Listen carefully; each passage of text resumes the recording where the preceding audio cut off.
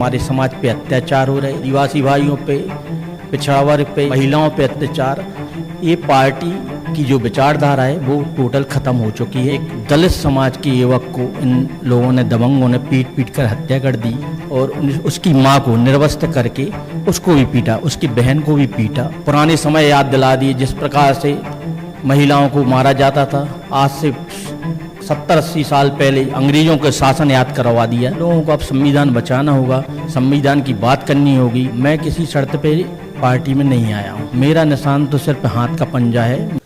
नमस्कार, आप देख रहे हैं खबर सतुर टीवी। हमारे साथ आज हैं डॉक्टर हेमंत वारिया, जो कि नरियावली विधानसभा क्षेत्र से आते हैं।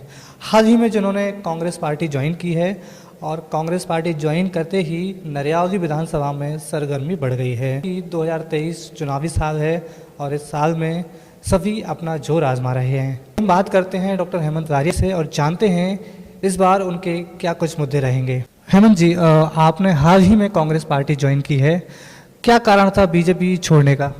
बहुत बहुत धन्यवाद। पहले तो आपके चैनल के माध्यम से मैं बहुत बहुत धन्यवाद देना चाहता हूँ।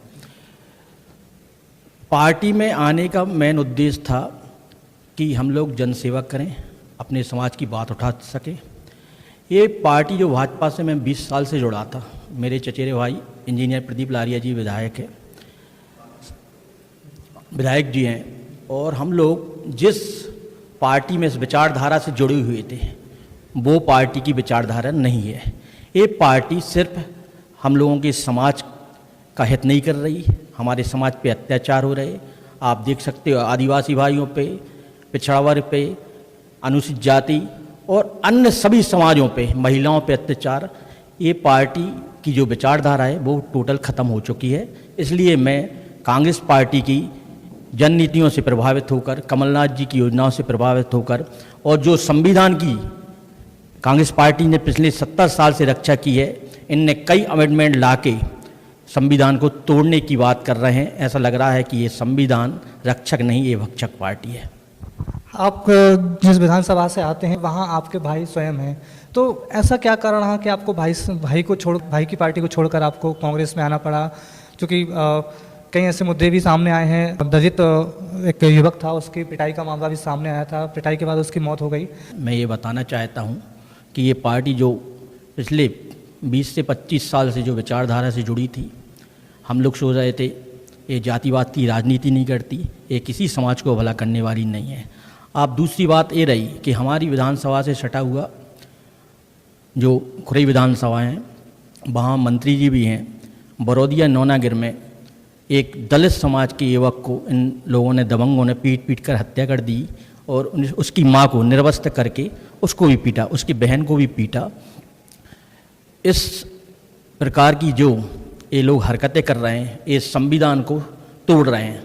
संविधान की, यदि हम लोग चाहते हैं कि आप संविधान की रक्षक हो, आप पार्टी बोलते हो, अनुसूचित जाति के हितैषी हो, अनुसूचित जनजाति के हितैषी हो, पिछड़ा वर्ग के हितैषी हो, तो संविधान में सब प्रकार की धारा है, उन दबंगों को फांसी की सजा होनी चाहिए। और इस प्रकार का कृत्य जो महिलाओं पे हो रहा है, इस प्रकार के कृत्य जो इन लोगों ने, तो हम लोगों को पुराने समय याद दिला दिए जिस प्रकार से महिलाओं को मारा जाता था। आज से 70-80 साल पहले अंग्रेजों के शासन याद करवा दिया। और इस प्रकार के अत्याचार जो सभी समाज पे हो रहे हैं, इस प्रकार के अत्याचार नहीं होने चाहिए। ये संविधान की बिल्कुल कहीं से भी रक्षा नहीं कर रहे। हम लोगों को अब संविधान बचाना होगा, संविधान की बात करनी होगी। ये कांग्रेस पार्टी है जो 70 साल से संविधान बचा रही थी, ये कई प्रकार से तोड़े जा रहे हैं संविधान, और हम लोगों के समाज पे अत्याचार हो रहे हैं। आपने अभी हाल ही में साइकिल यात्रा निकाली थी। साइकिल यात्रा आपकी लगभग 10 दिन चली थी, तो उस समय आपने क्या देखा? आपने पूरे विधानसभा में आप जब घूमे तो वो साइकिल यात्रा का उद्देश्य क्या था? वे बड़ी बड़ी बातें करते हैं, विकास पुरुष के नाम से जाने जाते हैं। साइकिल यात्रा थी कि गांव में आपने क्या विकास किया। गांव में बाहर तो रोडें बना दी आपने, लेकिन जो अंदर में गांव में गया तो स्थिति बहुत जर्जर थी। लोगों को पानी की सुविधा नहीं है, लोगों को शिक्षा सही तरीके से नहीं मिल रही, रोड उबड़ खाबड़ है, बहुत ज़्यादा गरीबी है, कोई रोज़गार नहीं है। यानी ऐसा लग रहा है कि ये सरकार सिर्फ लूट खसोट के अलावा और कुछ नहीं कर रही है। ये किसी भी बड़े के लिए हितैषी नहीं है। हमने पूरे गांव में करीब 65 पंचायतों में मैंने साइकिल यात्रा के माध्यम से पूरी नरियावली विधानसभा का दौरा किया। हम लोगों को बड़ा वहाँ पे जाके लोगों ने सम्मान किया।